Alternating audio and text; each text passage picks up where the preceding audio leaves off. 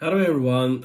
In the previous videos, we talked about the legalist school of thought and its representatives like Shangyang and Han Feizi.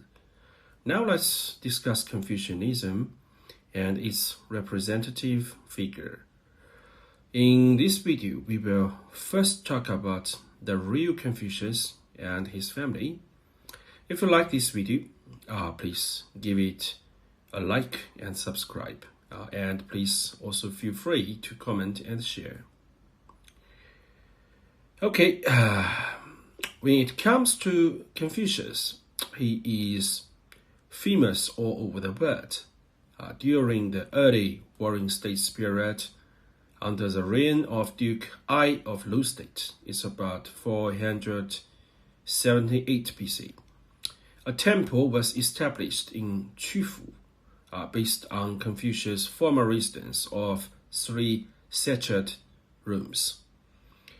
Since the time of Emperor Wu of Han in the Western Han Dynasty, Confucianism and Confucius' status were continuously elevated. Subsequent dynasties conferred various posthumous titles and honors upon him, worshipping him as a great sage and first teacher. From the Yuan dynasty onwards, the Emperor College in Beijing established a Confucius temple also, and during the Yuan, Ming, and Qing dynasties, examinees, officials, and even emperors would regularly visit to pay respects. To this day, it remains a place of pilgrimage for scholars in the entire East Asian cultural sphere, like China, Japan, Korea, and Vietnam. Confucius' status is revered.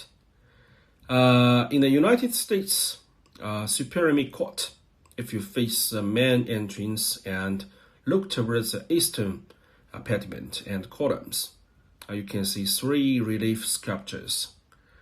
From left to right, they are Confucius, Moses, and Solon.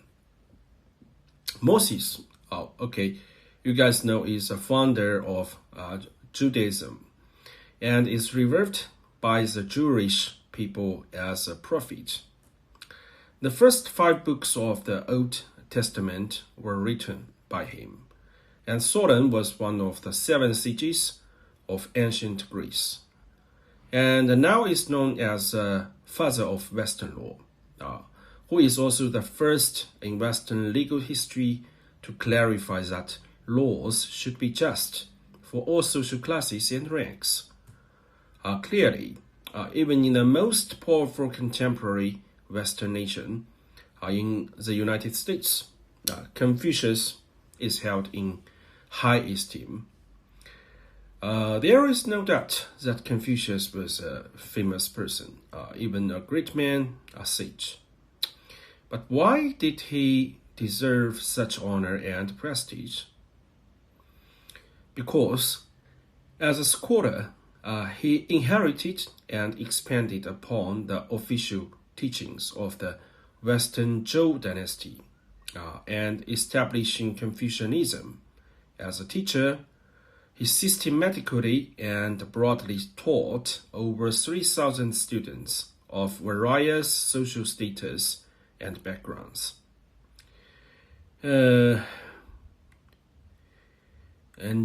Nurturing talent without these guys are nurturing talent without discrimination. Over the next 2,000 years, Confucian thought continued to develop, becoming the dominant academic and ideological stream in China. The various titles and deifications he received were posthumously conferred by later generations, who for various reasons and needs sanctified his thoughts, words, and writings, even to the halting and even forbidding any further development or extension of the Confucian academic system turning it into what is now known as Confucian religion. So, what was the real Confucianism like? Was it just the 4 books and 5 classics? We need to start by understanding the real Confucius. And first of all, to understand any person, even a great man, a sage, we must strip away all the halos. Listen to what they say, observe what they do, understand their background, including their origin, education, deeds, and the writings and sayings they left behind. Then we compare what they said and did, and if there is a discrepancy,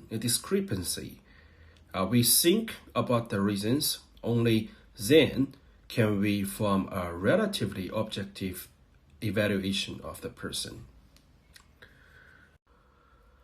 Confucius is no different as a person. Let's start with his background. Confucius' surname was Kong. His family name was Qiu, so call him Kong Qiu, and his courtesy name was Zhongni. He was born into a noble family in the state of Lu. His father, called Shu Lianghe, was a high-ranking officer from the royal family of the state of Song. The Kong family was a descendant of the royal family of the Shang dynasty, and which was overthrown by the Zhou dynasty. After the Shang dynasty's fall, the remains of the royal family were granted the title of Marquis and ruled the state of Song. During the spring and autumn period, it was common for nobles who had no prospects in their own state to seek opportunities elsewhere. And Confucius' father moved from the state of Song to the state of Lu, and eventually became a high-ranking general in the military army. According to historical records, Confucius' father was about 2.2 meters tall, while the average height of people in that era of China was around 1.6 meters to 1.7 meters. That making him a giant, definitely. And Confucius inherited some of his father's traits. And according to the records of the grand historian, Confucius was about 9 chi, 6 cun, approximately 2 meters to 2.2 meters tall. Now with a waist circumference of 60 cun. In ancient times, before the gates of a city were closed, a massive wooden bar would be inserted into the ground to secure the gate. This bar was so heavy that it usually required several soldiers to lift it together. However, according to the spring and autumn annals of Lü Buwei, in that book, it said Confucius could lift the bar by himself. One of Confucius and other disciples, Zilu, who often appears in the Analects of Confucius, was a known gang leader and who is known for his courage and belligerence.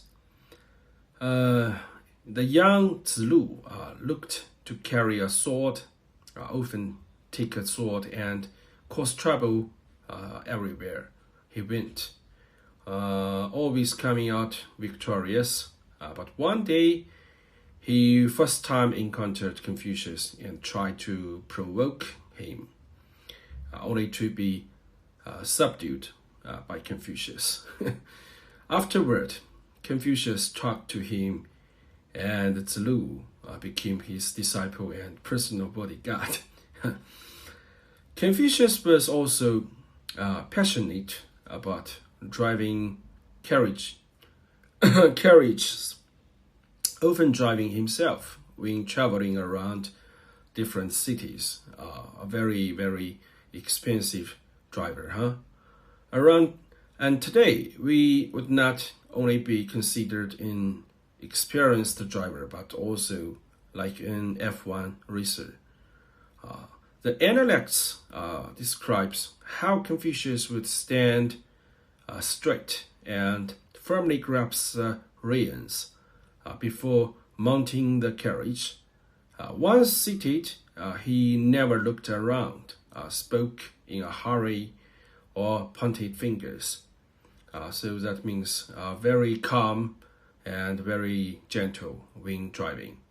This shows that Confucius was meticulous in following proper procedures when driving, doing so with utmost precision.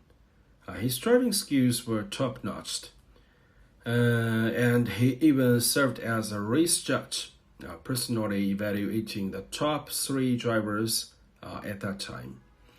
From his driving experience, he proposed 3 levels of driving skills. The best is when the driver and the house become one. The second best is when the house is happy and runs freely. The worst is when the house is scared and runs with fear. See, have very abstract experience. As for his appearance, Confucius' grandson, his disciple grandson, Xunzi, another sage of Confucianism, once said, Zhongni's appearance was like a Mengbi. The Mengbi was a mystical figure used in ancient times to ward off evil spirits, and was often portrayed as fierce and intimidating. The records of the grand historian also states that Confucius had a sunken crown, which is why he was named Qiu. That means just sunk. This sunk crown means that his skull was lower in the middle and higher around the edges, resembling the Niqiu mountain, like a mountain called Niqiu mountain. Hence his name Qiu. The Confucian family sayings further describes him as having a prominent forehead and 2 buck teeth.